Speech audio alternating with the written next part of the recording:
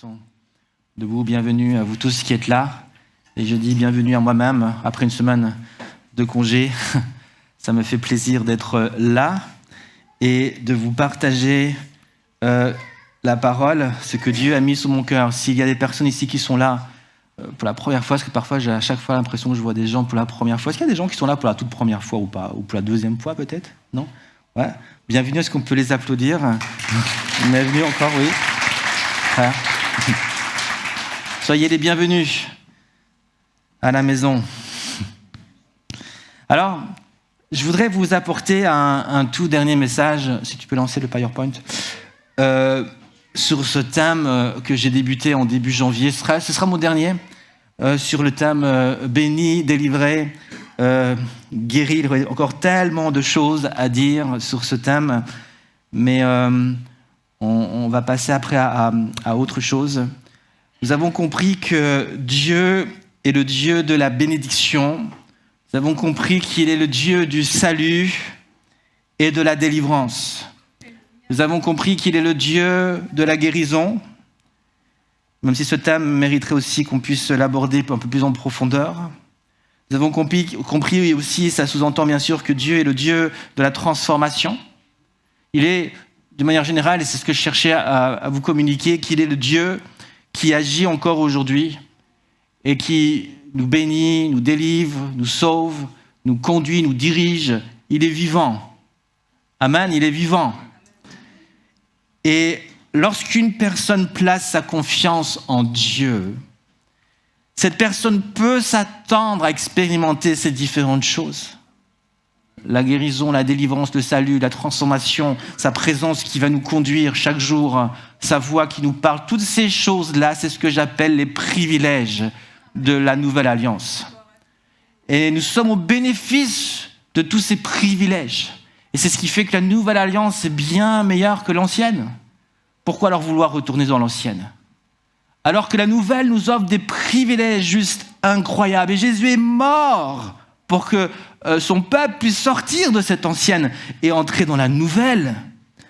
Alors restons dans la nouvelle et honorons Jésus mort à la croix qui nous ouvre ce chemin pour vivre pleinement tous ces privilèges.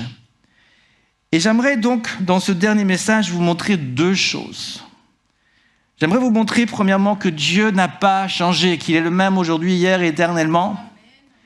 Et essentiellement que Dieu est encore le Dieu aujourd'hui qui agit. Il est le Dieu encore qui se manifeste.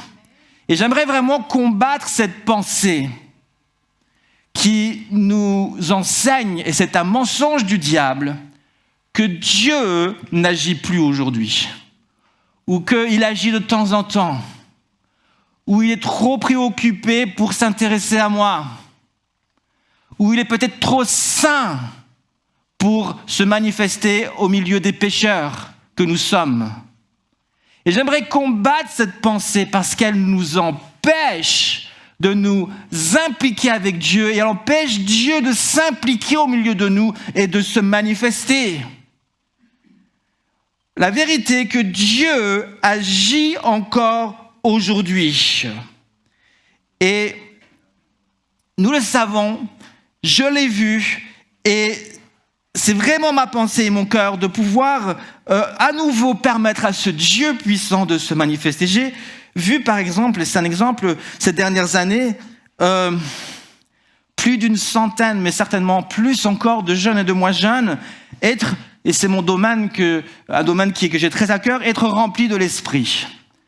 Je ne peux pas les compter, je ne tenais pas un compte, mais j'ai vu des centaines de jeunes et de moins jeunes être remplis du Saint-Esprit avec le parler en langue. Et une chose que j'ai constatée est que à chaque fois qu'une personne était remplie de l'Esprit, cette personne n'était jamais remplie de l'Esprit par hasard. Il a fallu en quelque sorte que je m'implique, que je provoque entre guillemets les choses, que en quelque sorte je puisse prendre par la main cette personne ou ce groupe de personnes et que je puisse l'emmener là exactement où elle allait pouvoir être remplie de l'Esprit. Et le meilleur moyen pour être rempli de l'Esprit, c'est là où Jésus se tient, dans la présence de Dieu, dans le fleuve de l'Esprit. Si tu te tiens toujours sur la terre, là où les choses sont charnelles, il sera difficile pour Jésus de te plonger dans la présence du Saint-Esprit. Et souvent, on a besoin d'une personne comme moi ou comme toi, ou une église qui est remplie de Dieu, qui va amener cette personne jusque dans le fleuve de Dieu, afin que Jésus ensuite puisse la remplir. Et nous sommes appelés aussi à nous impliquer. Et souvent, Dieu ne peut pas agir parce que nous-mêmes, on ne s'implique pas toujours de la bonne manière. Est-ce que le salut, vous croyez, est quelque chose qui tombe par hasard sur les gens? Je ne le crois pas. Je crois que j'ai été sauvé, mais pas par hasard. Je crois que j'ai été sauvé parce qu'il y a eu des personnes, et je le sais, c'est mon témoignage, il y a eu des personnes, entre autres ma grande sœur, qui intercédait pour moi, qui priait pour moi lorsque je sortais dans les boîtes de nuit. Elle était là, elle priait pour moi. Et à plusieurs reprises, mon beau-frère aujourd'hui est venu me confronter avec la parole de Dieu. Et tout ça m'a amené à un moment donné à ouvrir mon cœur et accepter Jésus. Mais Dieu ne m'a pas sauvé comme ça un jour, par hasard. Il y a eu des choses qui ont été entreprises par les membres de ma famille, par l'église, il y avait des gens qui priaient, qui sont venus me confronter avec la parole, qui m'ont pris par la main. Parfois je résistais, je disais lâche ma main. Mais ils ont continué, viens. Ce sont les violents qui sont parts du royaume de Dieu.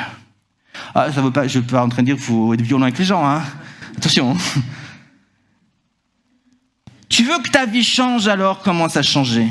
Tu veux que cette église grandisse, alors mets ton don, ton talent, ta vie au service de Dieu et contribue à la croissance de l'église. Si tu ne fais rien, sois sûr qu'il n'y a rien qui va se passer. Si tu ne prêches pas le salut, les gens ne seront pas sauvés. Si tu ne prêches pas que Dieu remplit, les gens ne seront pas remplis. Commence à t'impliquer. Et on va voir que Dieu n'a pas changé, mais que nous sommes aussi, et ce sera aussi mon deuxième point, qu'il y a quelque chose en particulier que nous pouvons ici tous faire pour être bénéfice de tous ces privilèges de la nouvelle alliance.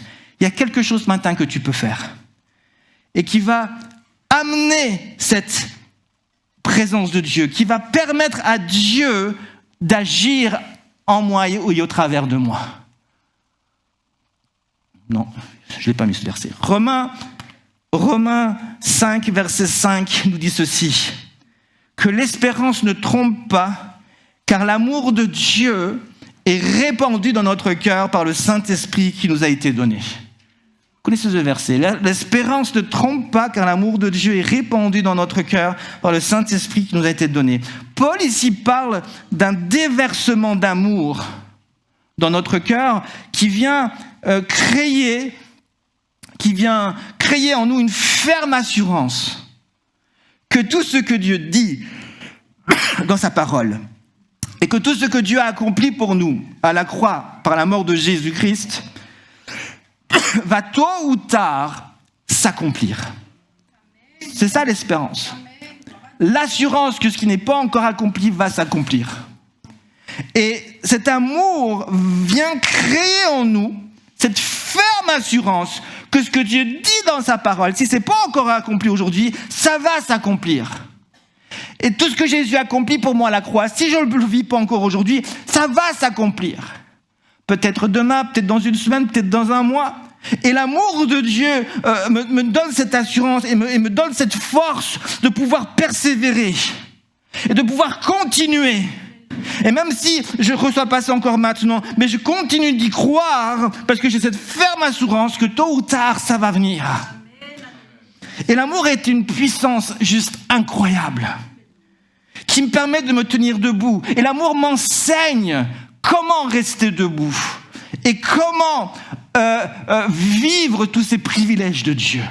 Car c'est aussi en persévérant que les choses finissent par se débloquer. Et nous allons donc réfléchir dans un second point à une chose que je peux faire et que je suis appelé à faire afin de libérer ce déversement d'amour au milieu de nous et dans notre vie. Est-ce que vous êtes prêts à ça? Est-ce que votre prière, c'est Seigneur, viens, plonge-moi. Il y a ce chant qui dit, plonge-moi dans tes rivières d'amour. Et c'est notre prière, Seigneur, viens nous plonger dans tes rivières d'amour.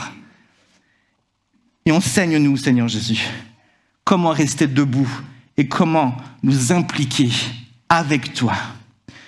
Alors, commençons par le premier point. Exode chapitre 3, le verset 7 et le verset 8, on le lit ensemble. L'Éternel dit, j'ai vu la souffrance de mon peuple qui est en Égypte et j'ai entendu les cris qui lui font pousser ses oppresseurs, car je connais ses douleurs. Je suis descendu pour le délivrer de la main des Égyptiens et pour le faire monter de ce pays dans un bon et vaste pays, dans un pays où coule le lait et le miel, dans les lieux qu'habitent les Cananéens, les Héthiens, les Amoréens, les Phéréziens, les Éviens et les Jébusiens. Dans ce passage des Écritures, donc Exode 3, 7 et 8, Dieu dit précisément à Moïse, au verset 7, ou plutôt au verset 8, il dit au verset 8, je suis descendu pour le délivrer. Pour délivrer qui? Donc délivrer mon peuple qui était en Égypte. Je suis venu de le délivrer de la main des Égyptiens pour ensuite le faire monter dans un pays où coule le lait et le miel. Israël. Et juste avant cela, Jésus dit, j'ai vu la souffrance et j'ai entendu les cris et je connais. Donc, ce verbe descendre fait suite à 3 autres verbes. Voir, entendre, connaître. Jésus voit, Jésus entend, Jésus connaît. Et suite à cela, Jésus descend. Donc Jésus dit, j'ai vu la souffrance, j'ai entendu les cris, je connais toute douleur, donc je viens. Pourquoi Dieu donc dit-il cela à Moïse? Pour une raison, première raison bien sûr, c'est pour dévoiler ses intentions et son plan, qui était de délivrer et de conduire son peuple dans le bon pays, où coule le lait et le miel. Mais le but de Dieu, en disant aussi cela, le verset 7, était de faire prendre conscience au peuple par le biais de Moïse que Dieu n'est pas un Dieu indifférent. Il n'est pas indifférent à la souffrance. Il n'est pas indifférent à ce que le peuple vit. Il s'inquiète pour son peuple. Il se soucie de son peuple. Il s'inquiète suffisamment pour voir la souffrance. Il s'inquiète suffisamment pour tendre l'oreille et entendre les cris. Il s'inquiète suffisamment pour prendre connaissance des douleurs du peuple. Et donc Dieu n'est pas un Dieu indifférent. Et c'est comme s'il disait, je suis là, je vois votre souffrance et je souffre avec vous.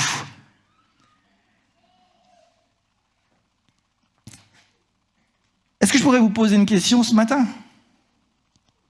Une question toute simple qu'on a l'habitude de se poser lorsqu'on rencontre quelqu'un. En général, c'est la première chose qu'on dit. Après bonjour, on dit autre chose. On dit, comment ça va?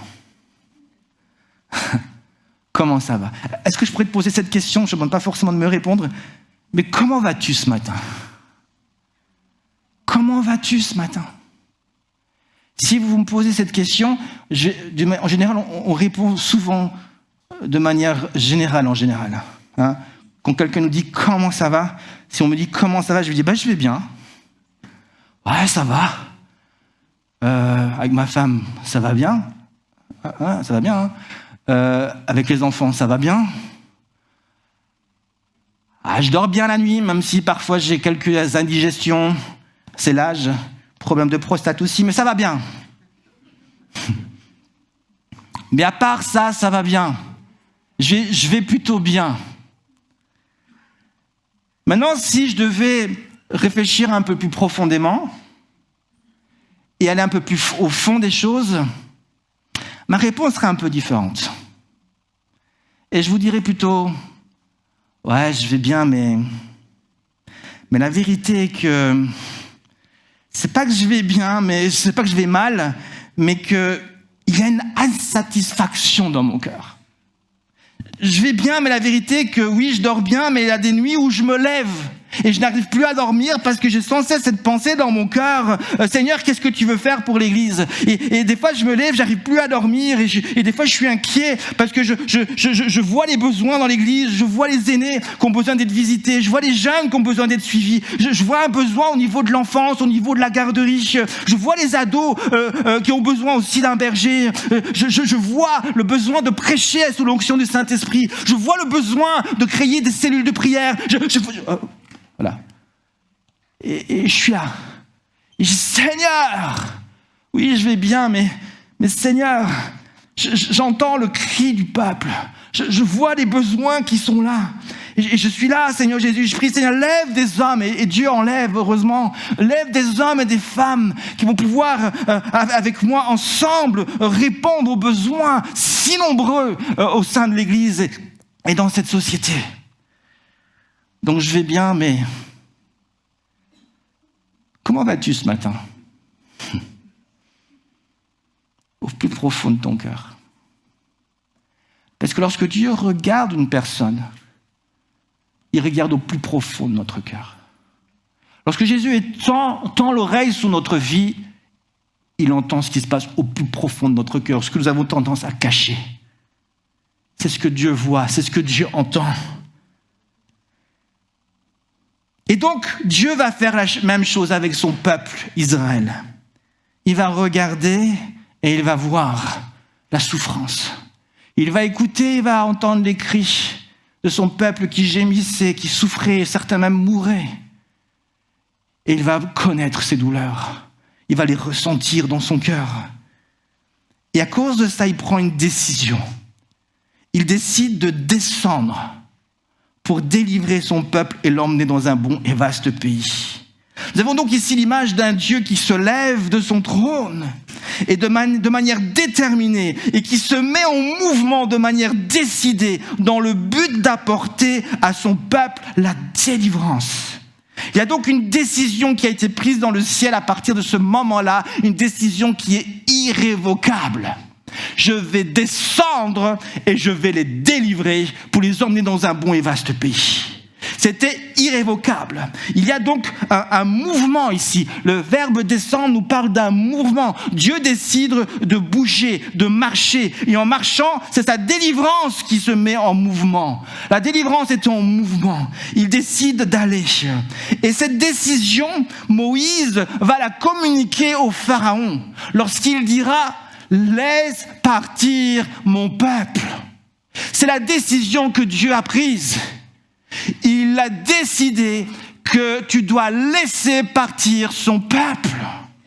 Et aujourd'hui, Dieu cherche un homme, une femme, une église qui va oser se présenter devant les pharaons de ce monde et qui, comme Moïse, va communiquer la décision de l'Éternel. Laisse partir mon peuple. Laisse partir les enfants qui sont enchaînés encore par le diable. Laisse partir les jeunes. Laisse partir les aînés. Laisse partir tous ceux qui sont perdus. Laisse-les partir. Parce que Dieu a pris une décision. Il vient pour délivrer et emmener chacun dans sa présence. Est-ce que Dieu a changé ? Est-il indifférent à notre situation de vie ? A-t-il décidé de fermer les yeux à notre souffrance, de boucher les oreilles à nos prières, de garder les bras croisés ? Est-ce que Dieu est un Dieu indifférent aux hommes, à ses enfants ? La réponse est bien entendu non. Et Dieu nous l'a prouvé une fois pour toutes. Vous savez comment ? En envoyant Jésus-Christ mourir à la croix et ressusciter le 3e jour. Jean 3,16, que vous connaissez tous par cœur, nous enseigne que Dieu a tant aimé le monde qu'il a donné son Fils Jésus dans le but de nous sauver. Donc Dieu, nous prouve son amour en nous donnant Jésus. Ce qui veut dire que Dieu a vu la souffrance du monde, a entendu les cris du monde, a connu leur douleur, et suite à cela, il prend une décision qui est irrévocable, il envoie Jésus. Et Jésus a quitté son trône. Et il le fait une fois pour toutes. Et en quittant son trône, il vient avec la délivrance, il vient avec le salut, il vient avec tous ces privilèges de la nouvelle alliance pour que nous puissions les vivre.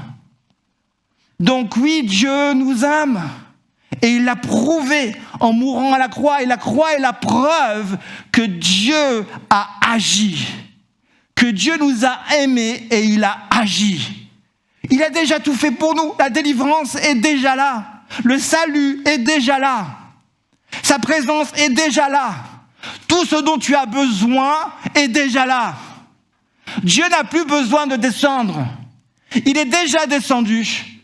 Et tout est là. Enfermé dans le nom de Jésus. Si quelqu'un donc vous demande comment savoir si Dieu m'aime, s'il agit encore aujourd'hui, la réponse est celle-ci. Vous devez juste dire, mais nous savons que Dieu nous aime parce qu'il a envoyé Jésus. Et à chaque fois donc que je tourne les yeux vers Jésus mort à la croix, je tourne mes yeux vers la preuve que Dieu m'aime, qu'il m'a aimé jusqu'à agir, jusqu'à trouver une solution pour mon problème. Car Jésus est la preuve que Dieu a agi pour moi. Jésus est la preuve que Dieu a fait quelque chose pour que le péché ne soit pas vainqueur de l'homme. Mais nous avons l'assurance, lorsque nous tournons les yeux vers Jésus, que le péché a été vaincu à la croix et que par ses meurtrissures, nous sommes guéris. Est-ce que vous avez cette assurance dans votre cœur? Maintenant, la question qui nous intéresse, et j'arrive à mon deuxième point, est comment être au bénéfice de ce déversement d'amour?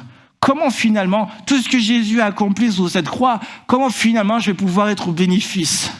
Comment je vais pouvoir permettre à Dieu, d'une certaine manière, de se manifester dans ma vie et d'accomplir ses promesses?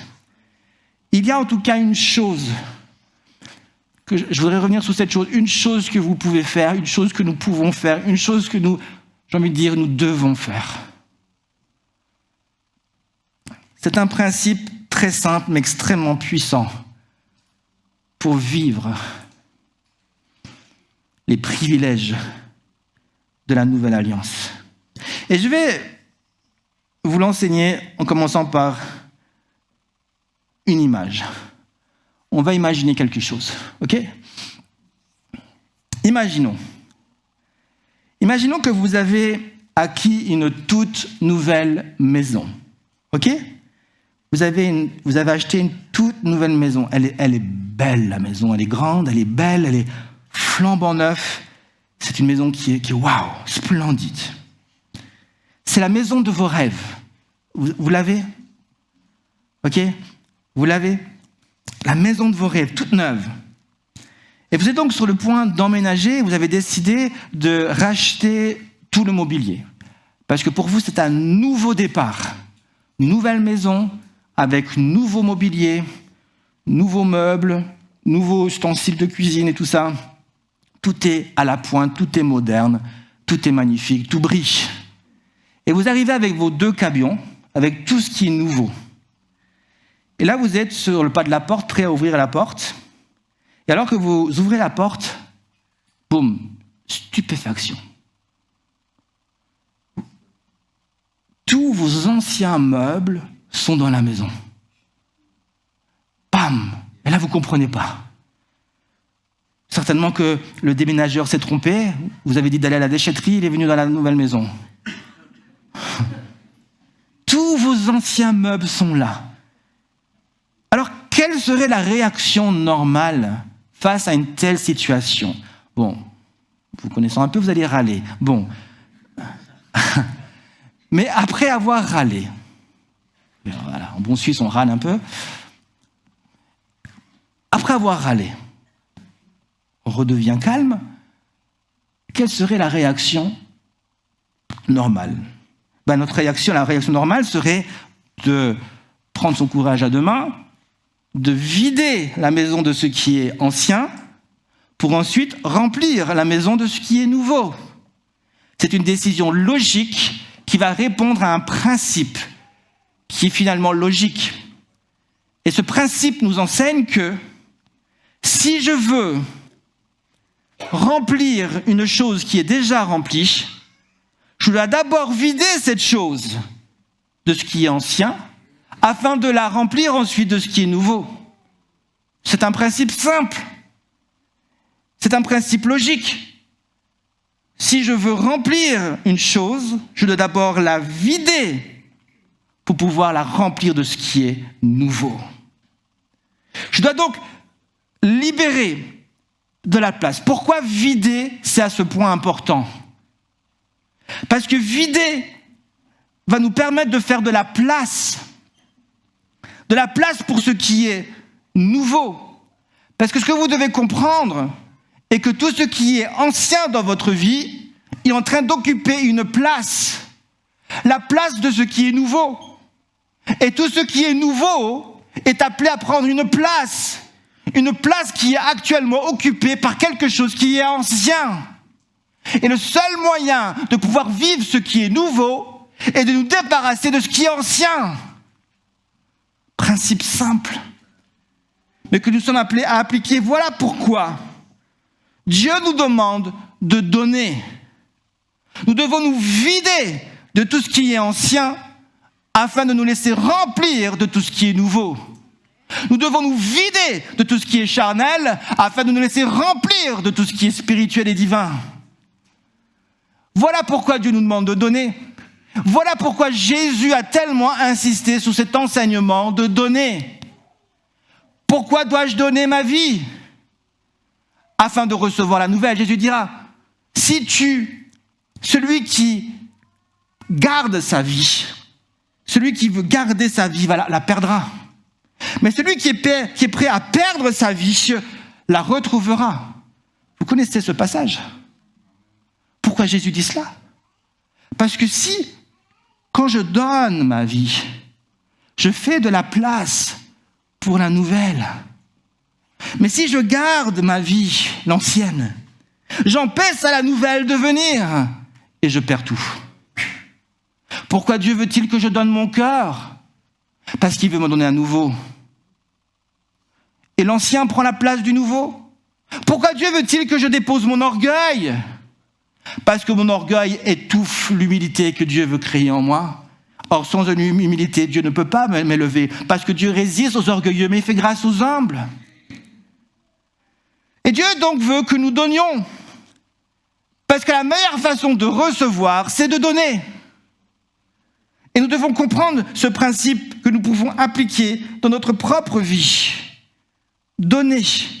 Quand tu donnes, tu fais de la place pour Dieu pour qu'il te donne en retour. Et c'est pour ça que l'amour est le don le plus important qu'il ait donné à l'homme de recevoir et de vivre. Car l'amour nous enseigne à donner. Et donner, c'est recevoir. L'amour est une puissance qui nous enseigne comment recevoir les choses de Dieu. Comment on reçoit les choses de Dieu? Aime Dieu. Parce que quand tu aimes, tu donnes à Dieu. Et quand tu donnes à Dieu, tu reçois en retour de sa part. Donc en réalité, tout ce que Dieu me donne, je ne peux pas le recevoir tant que je n'ai pas donné. Je répète, tout ce que Dieu me donne, je ne peux pas le recevoir tant que je n'ai pas donné quelque chose à Dieu. Voilà pourquoi le salut n'est pas quelque chose d'automatique. On a tous entendu ce chant un jour. Nous irons tous au paradis. Mais c'est faux. Et vous savez, c'est faux. Certaines personnes disent, mais Jésus est mort à la croix. Il a sauvé le monde. Pourtant, tous ne sont pas sauvés. Pourquoi tous ne sont pas sauvés? Pourquoi vous êtes sauvés? Parce qu'à un moment donné, vous avez donné quelque chose à Dieu. Vous avez donné votre vie à Jésus. Et c'est pour ça que le verset de Jean 3,16 nous dit que Dieu a tant aimé le monde qu'il a donné Jésus afin que nous, on puisse aussi donner, afin qu'on puisse croire. Parce que croire, c'est faire de Jésus notre Seigneur. C'est donner notre vie afin qu'il soit Seigneur. Donc, il y a quelque chose que nous devons donner. Alors, nous savons tous que Dieu est tout-puissant, n'est-ce pas? Et nous savons tous que rien ne lui est impossible et qu'il peut faire infiniment au-delà de tout ce que nous lui demandons ou pensons. C'est vrai. Mais ce principe que je vous enseigne ce matin nous apprend aussi que malgré que Dieu soit tout-puissant, il peut y avoir des choses en nous qui empêchent à ce Dieu tout-puissant d'agir. Comment cela se fait-il?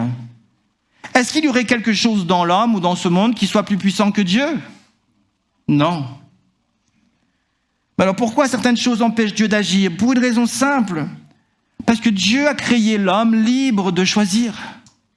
Dieu a créé l'homme avec un libre arbitre. Et pour que l'homme puisse être sauvé, pour que l'homme puisse recevoir les choses de Dieu, il doit choisir d'aimer. Il doit choisir de donner. Maintenant, il peut y arriver que les hommes ne parviennent pas à choisir. Pourquoi? Ou font des mauvais choix. 3 raisons, je vous donne. Première raison, parce qu'ils sont dans l'ignorance. Ils ne savent pas qu'ils doivent faire ce choix. Ils ne savent pas que Jésus est mort à la croix pour eux et que c'est le seul chemin pour être sauvés. C'est pour ça que lorsque vous témoignez, vous ne devez des fois pas vous perdre dans toutes sortes de discussions. Essayez souvent de revenir à ce qui peut sauver. Il y a beaucoup d'enseignements dans la Bible, mais il y a un seul chemin vraiment qui sauve, c'est quand vous prêchez Jésus mort à la croix. Oui, je peux vous prêcher d'autres choses, mais quand je enseigne à des gens qui ne connaissent pas Dieu, qui veulent souvent m'emmener sur d'autres chemins, il faut souvent que je les ramène sur la croix. Ils sont dans l'ignorance, ils ne savent pas que Dieu est mort à la croix, alors nous devons le prêcher. Deuxième raison, certaines personnes ont été mal enseignées. Et donc, ils ne le savent pas parce qu'ils croient à un mensonge. Ils croient que c'est autrement. Et donc, ils sont dans un mensonge. Donc, on peut être bien enseigné et connaître les choses et être sauvé. On peut être mal enseigné. Et troisièmement, une autre raison est que malgré qu'on soit bien enseigné, on choisit personnellement de ne pas croire. Et on choisit donc de rester dans l'incrédulité. Et donc, nous rencontrons en général ces 3 types de personnes. Ceux qui ne savent pas parce qu'ils n'ont jamais été enseignés, ceux qui ont été mal enseignés et qui ont été déroutés du chemin, et ceux qui ne veulent tout simplement pas croire. Qui êtes-vous parmi ces 3 catégories? Nous sommes de ceux qui avons choisi d'aimer Dieu. Amen. Mes amis, Dieu veut nous donner la ville de Lausanne. Il veut nous donner de nombreux jeunes et des enfants et des adultes et des aînés qui ne connaissent pas Jésus. Il veut nous donner des âmes. Mais la question est, qu'est-ce que je suis prêt à donner en retour? Comment suis-je prêt à m'impliquer pour que les choses se passent? Peut-être as-tu donné tout ton cœur déjà. Alors peut-être que tu vas te demander de donner peut-être un peu plus de ton temps pour pouvoir chercher sa face et t'impliquer différemment. Quand tu cherches quelque chose auprès de Dieu, sois prêt toujours à te demander « Qu'est-ce que je vais te donner, Seigneur, en retour ?» Maintenant, et j'arrive à ma conclusion. Pour revenir à l'exemple de la maison, si cela semble logique de vider la maison pour la remplir de ce qui est nouveau, dans la pratique, ce n'est pas toujours comme ça que ça se passe. En général, ce n'est pas comme ça qu'on agit. En général, vous savez comment on fait? Ce qu'on fait, on va essayer de prendre ce qui est nouveau et de le mettre par-dessus ce qui est ancien. En général, on est trop paresseux. En général, on va regarder ce qui est là, on va dire « c'est trop difficile, j'ai pas envie de m'impliquer là-dedans ». Alors, on va juste prendre ce qui est nouveau, on va essayer de mettre... Mais ça ne fonctionne pas comme ça. Ça ne fonctionne pas comme ça. Vous imaginez une maison avec double meuble, double lit, double ci, double cela. Il n'y a plus de place dans la maison, c'est invivable. Donc ça ne se passe pas comme ça. Alors, vous savez ce qu'on va décider ? On va dire, OK, on va juste vider une partie de ce qui est ancien, on va prendre une partie de ce qui est neuf. Et on va vivre comme ça un peu dans le compromis. Et la plupart se résignent. On se contente d'une maison qui est neuve à l'extérieur, mais à l'intérieur, on se contente de ce qui est ancien ou de ce qui est plus ou moins neuf. Et on refuse que Dieu puisse aller en profondeur dans nos vies et qu'il opère cette transformation. Parce que pour nous, souvent, c'est beaucoup trop difficile de donner. C'est beaucoup trop difficile d'offrir notre vie. Et je voudrais terminer sur cette dernière question. Pourquoi cela semble si difficile parfois de tout donner à Jésus? Pourquoi? Je vais vous donner une réponse. Je crois que parfois ça peut être très difficile de donner notre vie, notre cœur, des choses que Dieu nous donne. Quand par exemple j'ai dû quitter la Belgique pour venir dans un pays que je ne connaissais pas, la Suisse, c'était dur. Non, pour moi c'était facile, c'est pas vrai. C'était pour ma femme, c'était plus dur. Mais pourquoi? Parfois ça peut être difficile. On a l'exemple de ce jeune homme riche dans la parole de Dieu. Pour lui, c'était trop difficile de lâcher ce que Jésus lui demandait, au point où il ne va pas le lâcher. Et à cause de ça, il ne va pas pouvoir recevoir ce que Dieu voulait lui donner. Je crois que une des raisons pour laquelle c'est difficile de tout donner, ou tout simplement de donner ce que Dieu veut qu'on donne, c'est à cause de notre vision. Nous regardons dans la mauvaise direction. Quand tu donnes quelque chose à Dieu, tu as tendance à fixer tes yeux sur ce que tu perds. Or, donner, c'est quoi? C'est recevoir. Et donc, lorsqu'on donne, on devrait en réalité être conscient de ce qu'on perd, mais apprendre à fixer nos yeux sur ce qu'on va gagner. Parce que si tu fixes tes yeux sur ce que tu perds, au final, tu vas te voir comme quoi? Comme un perdant. Mais si tu fixes tes yeux alors que tu donnes sur ce que tu gagnes, tu vas te voir comment? Comme un gagnant. Et je ne sais pas vous, mais c'est beaucoup plus motivant pour moi de me voir comme un gagnant que comme un perdant. Et donc nous devons apprendre à déplacer nos yeux sur ce que nous perdons, sur ce que nous gagnons. Parce qu'à force de fixer nos yeux sur ce que nous perdons, nous donnons plus de valeur à cela qu'à ce que Dieu veut nous donner. Imaginez que Dieu me demande de donner 20 francs. L'argent, ça nous parle à nous les Suisses. Hein. Allez, donnez un billet de 20 francs. Dites, donne 20 francs. Ok, je dis, Seigneur, je te donne 20 francs. Alors, ces 20 francs peuvent représenter un tas de choses. Ce n'est pas forcément de l'argent, ça représente un tas de choses. Ma vie ou mon orgueil ou quelque chose, ou un talent. Donne-moi ces 20 francs. Puis nous, on prend ces 20 francs, puis on les fixe, on les regarde. Et alors que je suis en train de tendre ma main, la main de Dieu se tend de l'autre côté. Et dans sa main, il y a un billet de 100 francs. Puis il y a 100 francs qui sont là. Je les vois à peine. Mes yeux sont fixés sur les francs. Je dis, oh Seigneur, je ne vais pas perdre ces 20 francs. Je ne veux pas. Puis il y a 100 francs qui vient. Et puis on est comme ça. On fixe nos yeux sur les 20 francs et on ne voit même pas les 100 francs qu'on est en train de gagner. Et on doit apprendre donc à détacher nos regards sur ce qu'on perd et à regarder les 100 francs. Et comme ça, quand tu donnes, tu le fais avec un sourire. Tu donnes avec joie. Vous savez comment ça s'appelle de regarder de cette façon? Ça s'appelle la foi. Parce que la foi vient de ce qu'on entend vient de la parole de Dieu. La foi vient de ce que j'entends, la foi vient de ce que je vois. La foi est une vision. La foi fixe ses yeux sur les promesses de Dieu. Alors que je fixe mes yeux sur ce que Dieu a promis, sur ce que Dieu veut me donner. Avant même de le recevoir, je le vois, je le reçois, ça vient. Ça s'appelle la foi.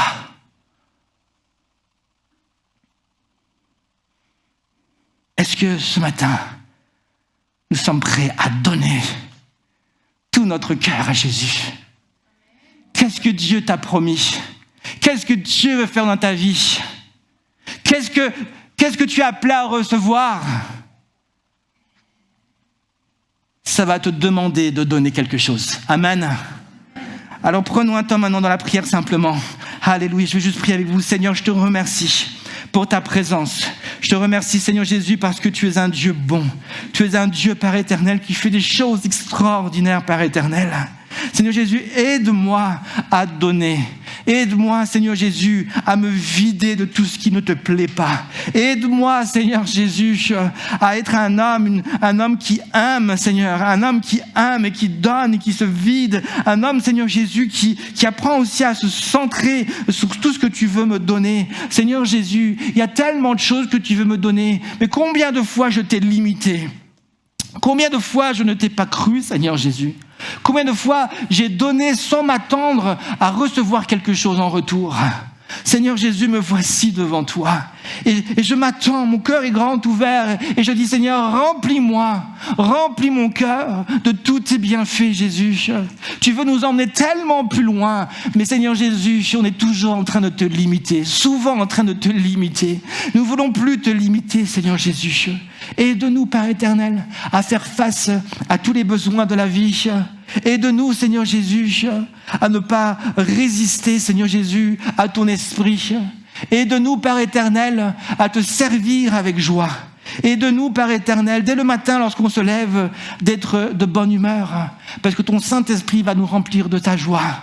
Seigneur Jésus, nous voulons être des serviteurs qui donnent avec joie. Nous voulons être ces témoins qui marchent et qui sont prêts à être utilisés par toi, Jésus.